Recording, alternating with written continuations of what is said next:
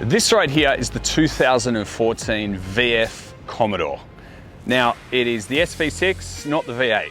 It goes great, but it doesn't drive like a V8. It doesn't sound like a V8 either, but that's not the idea. The idea was to make this car look and sound and go as well as it possibly could. I got it at a really good price, and so that was my challenge. I got some new 20-inch wheels on it, wrapped the roof in a matte black, tinted the windows, and beyond that, it's all stock. Oh, these little trims here as well, I took those off and painted those dark. So that's really as much modification as I've made so far.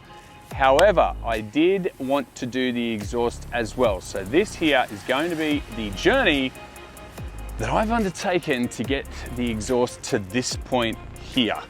I will tell you that I have removed the stock exhaust, which was a 2-inch exhaust all the way through. So I took out that factory exhaust and I've installed the 2¼ inch XForce stainless exhaust.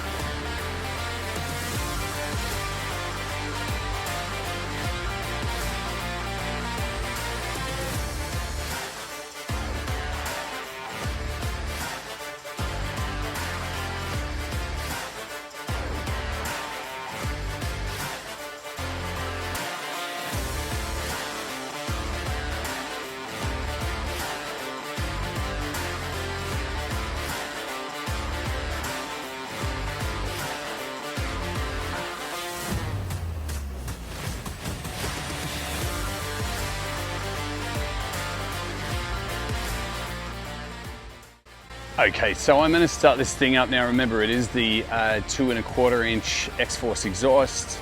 Let's see what it sounds like.